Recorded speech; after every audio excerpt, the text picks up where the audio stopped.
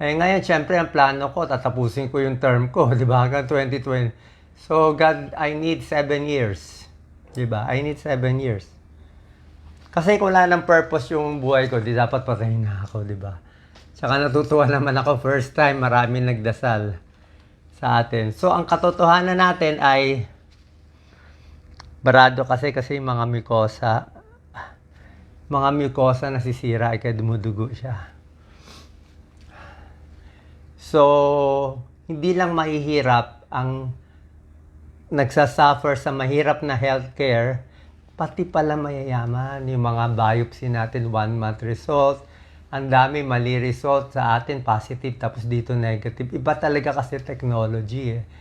Ang hirap mahabol kasi nga, dahil mayaman yung bansa nila dito sa Singapore, first world, dahil mayaman yung mga pasyente, yung mga laboratory, doktor, mga nurse, mga drug company, yung mga gamot, yung pinakamagaganda sa lahat, dito napupunta. Kasi kaya magbayad eh.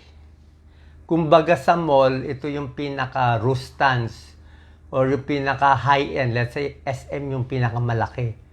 Nandun lahat eh. Kaya kasi magbayad. Tapos yung Pilipinas, konti lang kaya magbayad, kaya binibigay sa atin para yung nasa isang sari-sari store, yun lang kaya natin ibili. Diba? Kasi useless naman dali nila yung mamahaling gamot sa atin kung wala rin naman mapagbibigyan, malulugi sila. Kaya talagang nadidelay tayo. At dahil doon, nagkukulang din yung pasyenteng nakikita natin kasi yung hospital nga natin, hindi naman kasalanan ng doktor, walang gamit, walang PET scan. Dito, PET scan, kaliwat kanan. Tsaka hindi pwede ang resulta 1 month. Pag 1 month, patay na yung pasyente. Diba? Nag-biopsy ka, tapos 1 month result. Wala na. Dito, result nila 2 hours eh. 2 hours eh. Lagi silang, ang bilis nila. Pagpasok mo sa hospital, within 2 days, may gamot ka na. May gamot ka na. Huli na agad ang sakit. Tayo, 1 buwan, 5 buwan, 10 buwan, iba-iba diagnosis, di ba? Dito, bali walang stage 4. Basta stage 4 dito, ang dami kong stage 4, 7 years, 8 years, buhay pa.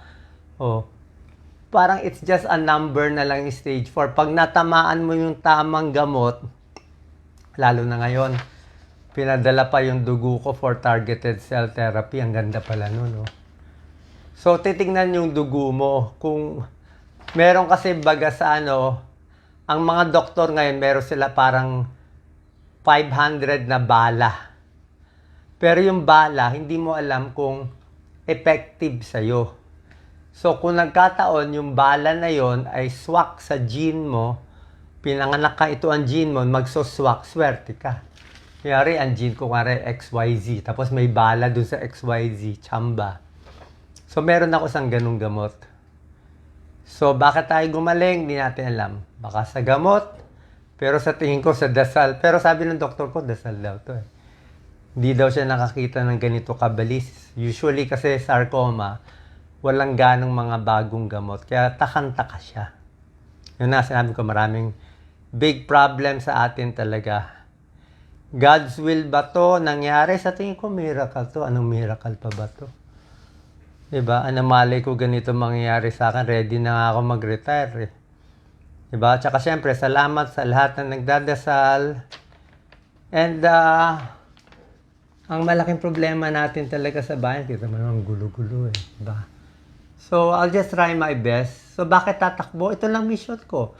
Pag hindi mo ako pinatakbo, lalo ako mamatay. Gusto mo matulog ako, mag-enjoy?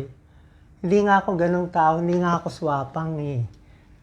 Ayoko nga. Baka kayo kasi, iniisip nyo, pag mahirap ka kasi, minsan iisipin mo, gusto ko may kotse, gusto ko may bahay, gusto ko makatulog. Kala mo lang masarap yun. Masarap kumain ng crispy pata, araw-araw, tulog ka, marami kang chicks. Ano masarap dun? Sinusunog naman yung kaluluwa mo, my God. Mo ako wala, lumambaro, wala lahat. Ang dami ko natutulungan, libo-libo nagdarasal, konti lang ang bashers. Ininit ko lang yung bashers, in-expose ko lang. para makita rin ng mga ibang basher dyan na matitigas ang ulo, wag na, ako i-bash nyo, magka-cancer ako, okay lang, sambuhay lang ako. Pero yung mga kabataan na teenager na binabash mo, tapos nagsuicide, kawawa yun. Karma nyo yun.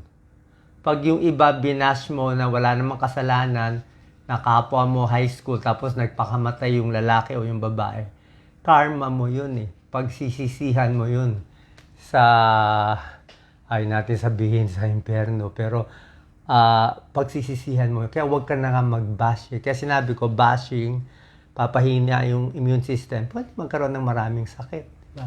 Pero kung ako, okay ako.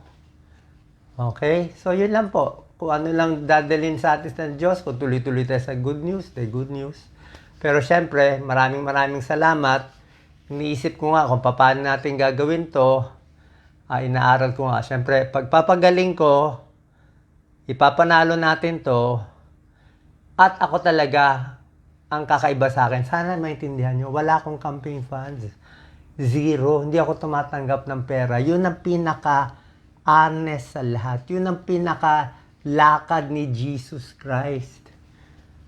Kung tumatakbo si Jesus, yun ang style niya, hindi yan tatanggap ng campaign funds.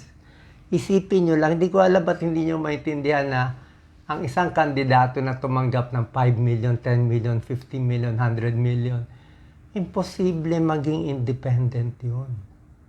Diba? Pwede sila tumanggap. Yun ang laro nila. Ang laro ko nga, wala eh. At kaya natin lumaban ng wala. Pag nanalo ako ng wala, di ang linis. Di kahit sinong mali, okay na. Pag ito nagkamali, hindi ko na kailangang ilista, kaibigan, kaaway, nagbigay ng pera. Hindi nagbigay, wag galawin. Wala nga eh. Drug company, wala. Lahat wala. Tao, wala. Kung meron kayo nakikita, fake news yun. Fake news, hindi sa akin. Kahit si Senator Idol Raffy Tulfo, ang dami niyang fake news. Diba? Sa Inquirer na fake na ginagamit na Inquirer site. Ano sabi ni Senator Raffy Tulfo? Hindi rin niya matanggal eh. Kasi DICT nga natin, pinagalitan na niya, walang capability eh. So, pag yung gobyerno natin walang capability, patayin yung fake news, ano magagawa naming influencer? Pero ngayon, mawala na yung fake news ko. Kasi yung mga product, sabihin, sige, makalbo ka, di ba? So, yun din, minahalas din yung mga nagpe-fake news. Anyway po, salamat sa pagdarasal. Nakita nyo, malakas na tayo. Ano bang gusto nyo? Sigawan na? O palakasan ba ng boses? Alam, feeling ko bumata ako 10 years. Hindi ko masabi. Ang linaw na ng isip ko ngayon. Ang linaw na. Kasi, dati mag-iisip ka pa ng 10 years eh. Ngayon wala eh. I'll do it now. Tama, mali-mali. Naku, may nakita akong mali. Last clue. Kita mo yung mga propeta. Yung mga prophet na pinapatay sa Bible, pinapagalitan nila yung king eh. Minsan pag nakita nila yung king, di ba? Naglalakad na kahubad, di ba? May ganun na lahat ng tao, kala maganda yung pala nakahubad yung king. There's a parable like that eh. Kino-call out eh.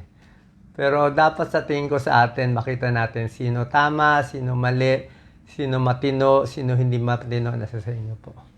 Okay, basta mahal na mahal ko kayo, nag-bash, kaibigan o hindi, tao tayo dito. Dito tayo pinanganak, ito purpose ko. Salamat sa prayers nyo. Yung piniray nyo sa akin, sana bumalik sa inyo 100 times more. Kung hindi ko mabalik sa buhay na to at namatay ako, promise ko, bago ako lumipad sa next stage, maglalaan ako ng maraming taon para tulungan ng mga tao sa Pilipinas at sa mundo. Amen. God bless.